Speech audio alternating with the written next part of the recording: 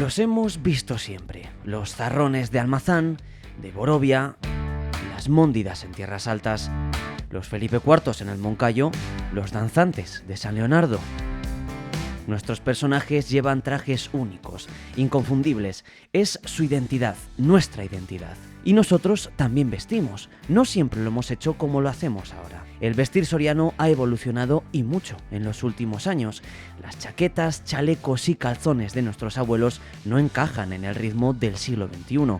Las enaguas, sayas y mantones de nuestras abuelas tampoco. Pero las guardamos con orgullo y las seguimos luciendo en los días señalados.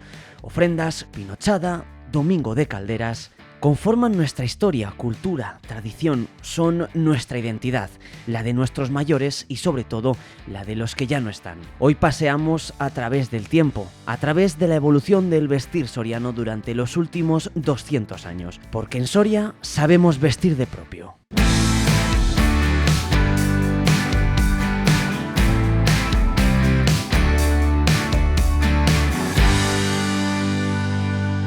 Que tenemos los sorianos, malvan en la buena unión. Que tenemos los sorianos, tenemos una peseta, pero no la gastamos. Pero no la gastamos, mal vale la buena unión. En Morón de Almazán, en el Palacio de los Mendoza, vamos a conocer este Museo del Traje de la mano de Rogelio. Muy buenas, Rogelio. ¿Qué tal estás? Encantado. Encantado de volver a verte. Sí. Nos vimos hace poco por la Dehesa, en las Cuevas de Soria. Hoy nos vemos aquí en Morón de Almazán para conocer el Museo del Traje, para conocer esta exposición, Vestir de Propio, que ya el nombre, esta expresión de propio, ¿no?, muy nuestra, que siempre decimos, ¿no? Pues hoy hemos venido expresamente al Museo del Traje, hemos venido de propio a este Museo del Traje, pero que cuando hablamos de vestimenta también tiene otro significado, este de propio. Sí, efectivamente. Cuando se une a vestimenta, la palabra propio adquiere más el significado de apropiado, lo adecuado para la ocasión. Me he puesto estas botas de propio para ir al huerto, Claro. Me he puesto lo apropiado para la actividad que voy a hacer después.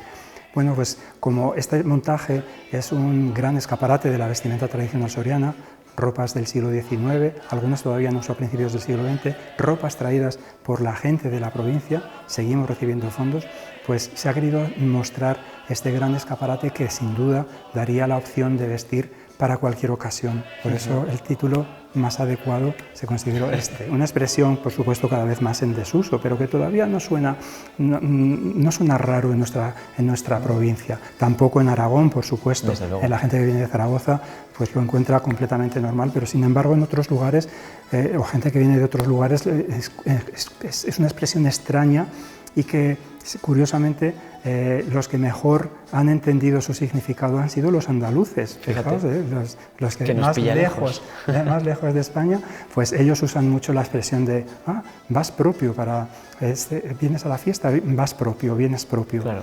Entonces lo usan con el mismo sentido que en este caso. Y eso es lo que significa en este... Así es. Pues eso es lo que vamos a hacer durante este programa, conocer lo que es nuestra identidad, lo que ha sido nuestra vestimenta durante los últimos 100 años, el último siglo, el pasado también, ¿no?, el anterior, siglo XIX. Sí, vamos a hablar de 100, incluso 200 años. O sea, vamos a ver aquí cómo evoluciona la ropa en ese siglo XIX, que es un siglo de cambios, y en los que poco a poco pues, se va acercando cada vez más las formas de vestir del mundo rural a lo que se usa en ciudad, a la moda internacional que primero adopta, por supuesto, pues la ciudad. Y fíjate que no hace tanto tiempo, pero vamos a ir comenzando por aquí, por la izquierda, con el vestir del hombre soriano, y vamos a ir viendo, ¿no?, cómo ha cambiado las formas de vestir del hombre, de la mujer, de los sorianos de la provincia, en apenas 200 años, ¿no? 200 años de evolución en cuanto a la vestimenta, en la que se ha evolucionado una barbaridad en cuanto a tejidos, en cuanto a estilos, en cuanto a ese acercamiento entre el mundo rural y el mundo urbano que podemos ver con estos escaparates. Sí, así es. Y haces muy bien diciendo estos escaparates porque son las vitrinas del museo, pero en realidad se muestran como si fuera una tienda moderna de ropa usada. Entonces aquí precisamente es donde se ve realmente pues prendas que fueron usadas, algunas con sus deterioros por el desgaste, por el uso, sus remiendos incluso, y otras sin embargo pues a veces muy bien conservadas porque se guardaron en mejores condiciones quizás, o porque son también de géneros más resistentes. Pero bueno, vemos efectivamente cómo se parte de unas formas de vestir muy singulares en España, que ya lo hablábamos en la exposición que tuvimos anterior a esta, el majismo, esa forma de vestir en la que España se desvincula un poco de las influencias europeas y entonces crea su seña propia de identidad. El majismo es un movimiento popular, por lo tanto es la gente de la calle, el pueblo llano el que marca las tendencias, y eso se sigue manteniendo todavía en ese siglo XIX en el que los chalecos son prenda importantísima, incluso esos chalecos que tienen sus solapas, como no podía faltar en un atuendo elegante. Cuando en el siglo XIX, en el ambiente burgués, el chaleco es una prenda que va tapada obligatoriamente por la chaqueta. La chaqueta. Aquí, sin embargo, la chaqueta es una pieza corta, como les gustaba a los majos, nos recuerda un poco a esos trajes de torero, realmente, sí, sí. Esa torera, Sí, al sí, fin y al sí. cabo. Y son prendas que siempre se llevan abiertas, incluso a veces ni siquiera puestas. Nos dicen en muchos lugares que los muchachos les gustaba llevarla en el hombro, simplemente, Anda, fíjate. para que se viera sobre todo Sí, el sí, chaleco, que era lo más importante, que tenía además pues, los elementos más valiosos que podía llevar el atuendo masculino, los botones. Pues sí, y aquí vemos esas chaquetas convertidas realmente pues, en una pieza que es como una blusa, son chaquetas de mucho vuelo y en las que no se escatima adornos en un atuendo masculino que nos recuerdan mucho también a la vestimenta incluso de mujer, ¿no? En la actualidad, porque claro, telas con tejido adamascado, con bordados, con lentejuelas o abalorios incluso, pues era algo que llevó el hombre joven, por supuesto, en edad casadera, en un momento de su vida en la que tiene que llamar la atención. Claro. Y desde luego que creemos que los muchachos que llevaron, por ejemplo, estas prendas, pues lo conseguirían. En edad casadera, llamar la atención, pero aquí me sale otra pregunta. ¿Estas prendas para qué ocasiones eran? ¿Eran para el día a día o eran para las fiestas de su pueblo, para festividades como las bodas, para festividades en las que lucir, en las que poder pues bueno, mostrarse, ¿no? Esos bailes, ¿no? Que eran siempre el punto de encuentro entre hombres y mujeres? Claro, aunque en el museo, en Vestir de Propio, queremos mostrar vestimenta para todas las ocasiones, es cierto que la ropa de diario pues, es la más escasa en la colección, puesto que son prendas que no se guardaron. Entonces, ciertamente tenemos más ropa dedicada a esos momentos festivos. Claro. En un momento además de gente joven, que es cuando tiene que llamar la atención. Claro. Entonces, estas prendas tan llamativas pues proceden más de esos momentos que mencionabas de fiesta, de el domingo en el baile, Claro. En el que había que lucirse, había que lanzar la caña. Fíjate cómo hemos cambiado, ¿eh? Y es curioso lo que comentas, ¿no? Porque este museo vive, todo lo que tenemos aquí expuesto son donaciones de la gente de la provincia, es decir, es de esa generosidad de las gentes de la provincia, pues que de repente encuentran un arcón de ropa de sus bisabuelos, sus tatarabuelos, los donan aquí al museo. Y como dices, claro, la ropa que se guardaba era la ropa que costaba dinero, era la ropa que se compraba para estas ocasiones especiales. Entonces, ese vestir del día a día sí que tenemos alguna pieza, pero sí que es más raro, ¿no?, encontrarlas. Así es. Las ropas bien guardadas, pues bueno, eran ropas que estaban en estado adecuado para poder seguir usando. Lo que pasa que cambiaron las modas, entonces quedaron ahí recluidas en baúles y arcas, que en las casas de los pueblos, ya sabes, que donde hay sitio, pues no hay problema. Claro. Vamos a ver que tenemos aquí un buen ejemplo precisamente de esa ropa que se utilizaba para momentos especiales. ¿Y qué momento más especial que el día de la boda? Tenemos aquí un ejemplo perfecto de un traje de novio que, como decíamos hace un momentito, ¿no? Combina lo rural con lo urbano, cada vez más urbano, ¿no? Claro, claro, efectivamente. Si algo tan popular como el calzón, Claro. prenda típica en la vestimenta masculina, se empieza ya a sustituir por el pantalón largo que imita a ese traje inglés ese traje que en el siglo XIX, pues digamos que se impone en la vestimenta europea, porque en realidad ya es Inglaterra quien marca un poco las tendencias de la moda y a los hombres ya se nos viste con los trajes de chaqueta, como todavía seguimos usando en el siglo XXI, exactamente. Pues bien, ese cambio a esa moda a la inglesa no se produce al completo en el mundo rural, sino aparece pues primero el uso ya de la novedad de llevar el pantalón largo, cuya hechura es diferente, por tener bragueta vertical, por no usarlo generalmente ya con faja, se usa con cinturón. Pero vemos, sin embargo, que todavía este traje de chaqueta, este traje para un novio, pues se confeccionó con chaqueta corta, con chaleco grande, porque el sastre seguramente pensó que podría sacarle más partido a esa vestimenta si luego podía usarla de manera independiente, las prendas. Claro, y para otra ocasión, para ir al domingo a la misa, por ejemplo. Eso es. También era parte importante, que las prendas se utilizasen en un día especial, pero que se pudiesen reutilizar, porque eran otros tiempos. No podíamos, el armario que tenemos hoy en día, inimaginable tener una prenda para cada día. Nuestros abuelos, nuestros tatarabuelos no se levantaban y decían, a ver, hoy qué me pongo. Realmente llevaban casi todo puesto encima. En el caso de la mujer, falda sobre falda. Por supuesto, quedarían ocultas de diario las que luego en domingo iban a quedar por fuera, a la vista, para cambiar de aspecto. Fíjate. Pero les servía para ir abrigadas, para mantener ese volumen que era conseguir en definitiva también la silueta ideal, ¿no? En ese caso. Y el hombre, pues bueno, realmente, claro, tenía un traje bueno que se usaba para ocasiones muy especiales y luego, pues otro de domingos que pasaron incluso a usarse ya a diario cuando estaban un poco desgastados. Claro. O sea que... ¿Y para el día a día cuántas mudas tendrían, cuántas prendas tendrían? Bueno, pues claro, ahora es impensable imaginarnos usar 2 días seguidos la misma prenda sin haber pasado por lavadora, por ejemplo. Eso no ocurrió, por supuesto, en época de nuestros tatarabuelos, ni mucho menos.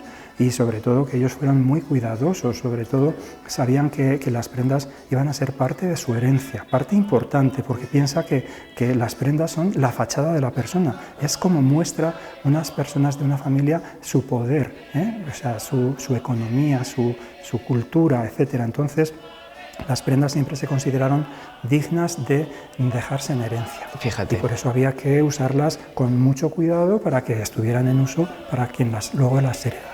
Y de hecho se heredaban y por eso han llegado hasta nuestros días en estado de conservación como vemos detrás, ¿no? Por ejemplo, estas chaquetas en herencias, en hijuelas también, es decir, las prendas era algo importante. Como decimos, fíjate las diferencias que tenemos entre el armario que tenemos hoy en día, que bueno, parece que, oye, hoy nos ponemos una camiseta, no nos la podemos poner ya en el resto de la semana. Parece un sacrilegio, ¿no? Habrá que lavarla, habrá que... Sí. ¿Cómo ha cambiado todo? Sí, ahora a lo mejor también salir en 2 fotos con la misma ropa es impensable. Entonces, a cualquier evento que tengamos que ir, ya parece que se nos obliga a comprar nueva ropa. Pero es cierto que las ropas en la actualidad no tienen el precio proporcionalmente que tuvieron entonces. Y... son prendas hechas a medida. Claro. Para la persona que las estrenaba y entonces luego con pocos retoques podían perfectamente usarlo otras personas también. Hechas a medida, hechas en muchas ocasiones por los sastres, también por las mujeres del pueblo. ¿Te parece si comentamos también este precio que tenía la ropa y por qué este precio? ¿Por qué venían las telas, digamos, bruto, ¿no? Y luego se tenía que hacer a medida. Si te parece lo comentamos en la parte de la mujer porque yo creo que ahí tenemos ejemplos perfectos para poder explicar todo este tipo de rutas comerciales, ¿no? Que marcaban el estilo de muchas zonas. Los precios de las prendas eran bastante elevados para lo que era la época, ¿no? Y un buen ejemplo son los pañuelos, son los mantones y sobre todo los de Manila, que venían no desde Manila, Filipinas, sino desde China. Efectivamente. Fíjate. Sedas chinas, bordadas en China, en el sur de China, que se llevaban como otras mercancías de Asia al centro logístico de Filipinas, Manila, que era el gran puerto internacional que volvía que transportaba, digamos, y desde donde se distribuían las mercancías, tanto para Europa como para América. para hacernos una idea, ¿no?, de cómo era el viaje de las telas que llegaban hasta la provincia de Soria.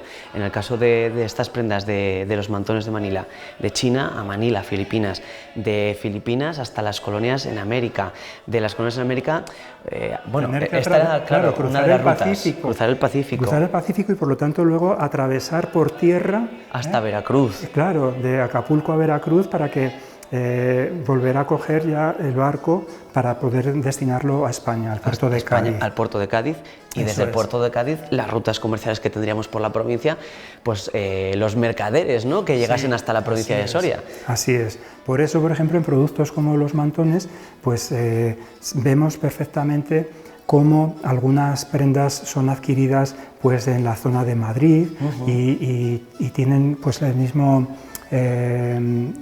tipo de prenda que gusta en las provincias cercanas a la capital, pero otras, por ejemplo, nos vienen vía Aragón y por lo tanto queda un poco el pozo del gusto aragonés, o en otras zonas ya pues desde Burgos o de provincias castellanas, con lo que tenemos, digamos, influencias de diferentes formas, o sea, de diferentes zonas de comercio. Sí. Claro. En la zona rayana, ¿no?, con Aragón, esos mantones alfombrados, si no me equivoco, que eran muy típicos en la zona de Aragón. Claro, en la frontera con Aragón, pues también mucha de esa herencia cultural se ha ido traspasando. Vamos a pasar aquí a las telas y por eso mismo te voy a preguntar, ¿no?, porque, digamos, el traje tradicional, el traje regional, el traje popular, ¿no?, vemos que no tenemos dos trajes iguales.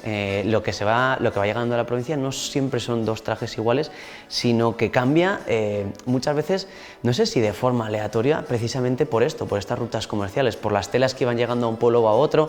Muchas veces también he oído, ¿no?, que igual a veces si el mercader entraba a la provincia por la Ribera del Duero, las mejores telas se quedaban en la Ribera del Duero, y cuando llegaba un poco más al interior de la provincia había ido vendiendo el género, digamos, más rico, y al último pueblo que llegaba pues ya quedaba la tela, pues no lo sé, por ejemplo la lana, ¿no?, el paño, quedaba ya lo último. Claro, lo menos exclusivo. Claro. Era así, pues entonces. Así es. Estamos viendo ya un tipo de vestimenta en la que se utiliza mucho ya el tejido industrial, por supuesto, y tejido comercial. Pensad que la vestimenta popular pues, se origina, por supuesto, con el producto local, y el producto local es la lana, principalmente. Entonces, todo lo que no sea lana, o lino y cáñamo, los lienzos que se usaban para ropa interior, pues todo lo demás ya es producto que viene del comercio. Y entonces, pues sí, efectivamente, en España hay zonas con tradición textil, y antes que Cataluña, donde despierta, digamos, esa industria textil con el algodón y tal, pues podemos hablar de los talleres artesanos de Valencia, de la zona de Levante, donde se hacían ya, pues bueno, se trabajaba con la seda, pero con la seda española, claro, y se trabajaba también pues con esos terciopelos labrados, estas telas de gloria que mezclaban lana y seda, por ejemplo, cosas así. Si hablamos de tejidos, hablamos de un material que era común, que era el más común, era el paño de lana. Sin duda. La lana, aparte de poderla convertir en prenda de punto, principalmente se tejía, se llevaba a los telares, a los tejedores de los pueblos, para convertirla en el paño.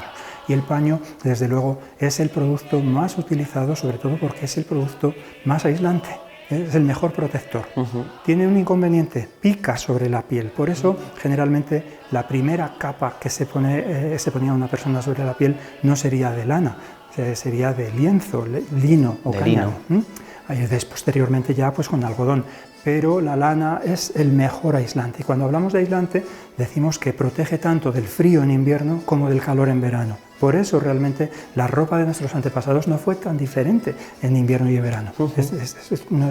Ahora guardamos las cosas de una temporada para otra, porque simplemente en invierno no podemos llevar prendas de manga corta, claro, pero nuestros abuelos fueron siempre tapados también en verano. Incluso las capas, por ejemplo, se usaron también en verano porque el protocolo lo requería para asistir a ciertos eventos, acontecimientos, procesiones o entierros, por ejemplo, pero también porque nuestros abuelos siempre dijeron que lo que te quita el frío en invierno te protege del calor en verano. Fíjate, y bueno, comentábamos muchas veces, ¿no?, cuando vemos ese desfile del Domingo de Calderas con una de las prendas más importantes en la vestimenta popular de la provincia de Soria. Hemos visto el mantón, que es otra de ellas, pero por ejemplo las faldas, las sayas, debajo, como decimos, ¿no?, también con las enaguas, es decir, había capas y capas que también hacían también que esa anchura, ¿no?, fuese más grande. Para conseguir esa silueta ideal, porque por supuesto la burguesía que en ciudad usó ahuecadores, miriñaques, y crinolinas y tal, en el mundo rural no fue necesario, simplemente porque como hacía más frío en nuestras casas y sobre todo en provincias como Soria, pues ese volumen se conseguía a base de llevar capa sobre capa. Capas como una cebolla. Exactamente, como una cebolla. Entonces vemos aquí pues ese surtido de esa prenda que sin duda, pues como vemos en hijuelas que mencionabas antes y testamentos, es la prenda más valorada, o sea, la que más tela tiene y sobre todo a la que se le dedica a veces más adorno, porque son muchos metros los de las cintas que rodean el vuelo de una saya. Pueden ser galones metálicos, pueden ser pedrería, puede ser picado o puede ser la tradicional cinta de terciopelo. Hemos dicho que muchas veces esas diferencias que había entre unas faldas de una zona y las faldas de otra zona podía darse también por esas rutas comerciales, pero luego también dentro de un mismo pueblo, dentro de una misma localidad, no todas las mujeres llevaban las mismas faldas. ¿Por qué se diferenciaban estas faldas? A veces porque estaba soltera, otras veces casada, ¿no? Sí, por supuesto. El color rojo, por ejemplo, que todo el mundo asocia pues, a la vestimenta regional, o sea, al traje regional, que fue el uniforme que eligieron las provincias para los grupos de coros y danzas, en Soria el de Piñorra, el traje de Piñorra, pues casi siempre se adopta esa saya roja como referencia, pues por ser la falda que usó en día de fiesta una mujer soltera, en una edad en la que tenía que llamar la atención, pero lógicamente una mujer que ya se había casado no llevaría posiblemente esas faldas, entre otras cosas porque el marido no le dejaría, seguramente. El marido ya le diría que no tiene que llamar la atención. Y entonces esas faldas pasaban a otras generaciones, o si no se tenían en otros colores más oscuros, como pueden ser pues, los marrones, los morados o azules y verdes. ¿Qué diferencias tenemos en la provincia de Soria entre territorios en materia de faldas? Bueno, nosotros cuando se abrió el museo hablábamos siempre como de 5 zonas diferenciadas en la provincia: zona de pinares, zona de tierras altas, la raya, límite con Aragón, la zona de la ribera en tierras del vino, o la zona centro, que sería pues digamos la tierra llana. Pero en realidad muchas veces no hay tanta diferencia entre unas y otras. O sea, pensad que la gente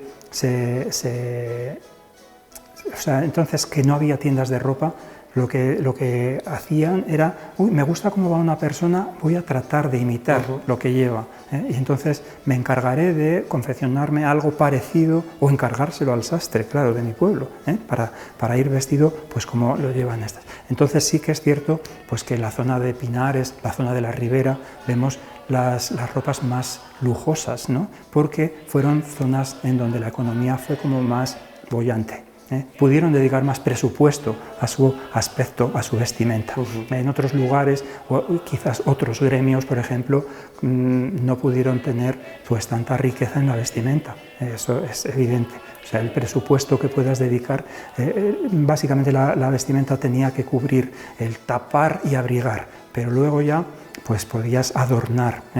O sea, puedes hacer también lo mismo, pero con cosas más adornadas, y eso va a decir mucho de ti y de tu familia. Pues bueno, pues eso es lo que vemos. O sea, hay pobres y ricos por todas partes, por supuesto, pero sí que es cierto que la zona de Pinares, con la carretería, con los indianos, la zona de la Ribera, no solamente de Soriana, prácticamente la misma forma de vestir es la que se usa también en tierras del sur de Burgos, tierras de Aranda, Peñafiel ya en Valladolid o Segovia, pues son zonas donde vemos ese lujo que provoca pues realmente el hecho de tener un ingreso adicional, que es el vino, además del ganado y el cereal.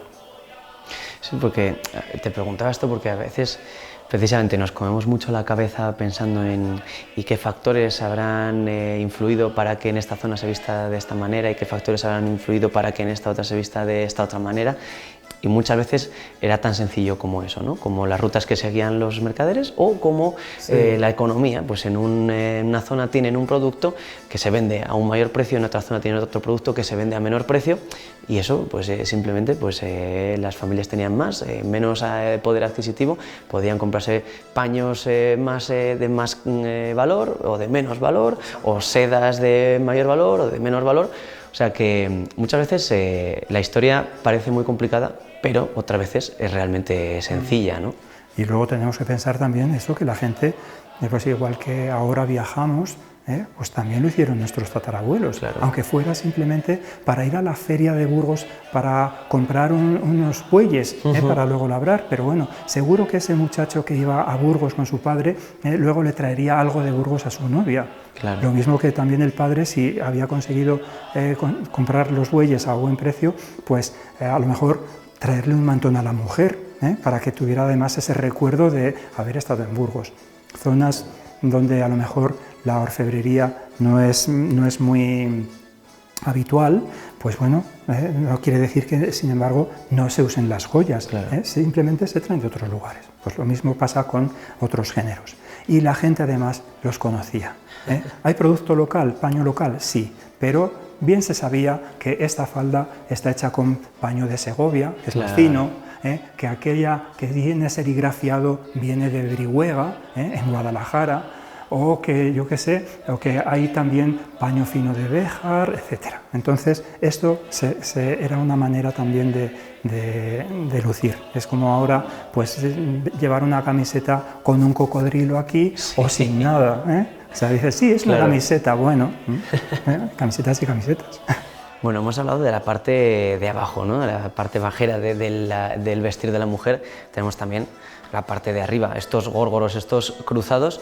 Era más común el górgoro, ¿verdad?, en la provincia de Soria. Sí, bueno, górgoro cruzado sería la misma prenda en cuestión, ¿no? Sí. Una prenda que cae en desuso, sobre todo pues, cuando el mantón sea de manila o de seda, o sea de merino, bordado o estampado, pues empieza a cobrar cada vez más fuerza en su uso, ¿no? Entonces, en las zonas más aisladas siguen usando hasta finales del siglo XIX todavía estas prendas. Así nos lo reflejan, por ejemplo, pues los comentarios de Gustavo Adolfo Bécquer, a los que les hacíamos un homenaje a él, a Gustavo Adolfo Bécquer y a su hermano Valeriano, que fueron los que hicieron un estudio ya minucioso de la vestimenta.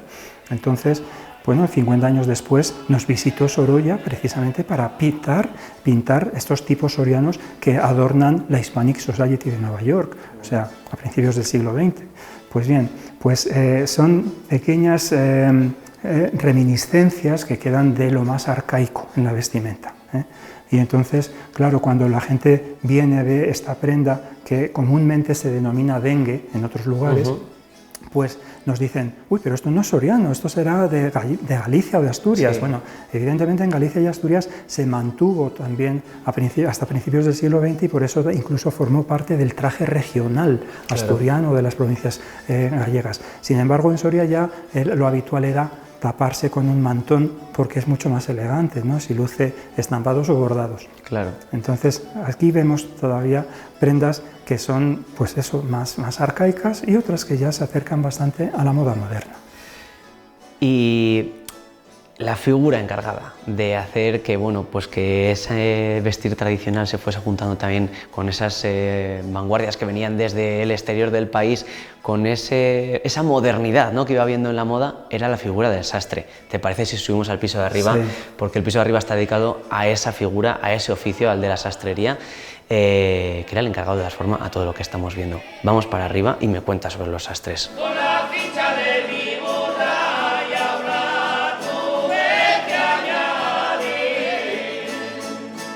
Y el patrón es lo que ha conservado la figura del sastre, ¿no? Nuestro patrón tradicional, pero añadiéndole también esos toques que venían de la moda internacional.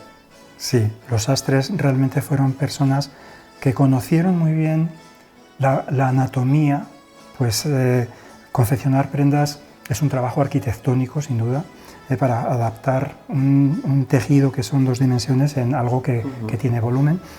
Y conocían perfectamente también pues, las novedades que se usaban, que venían a la ciudad.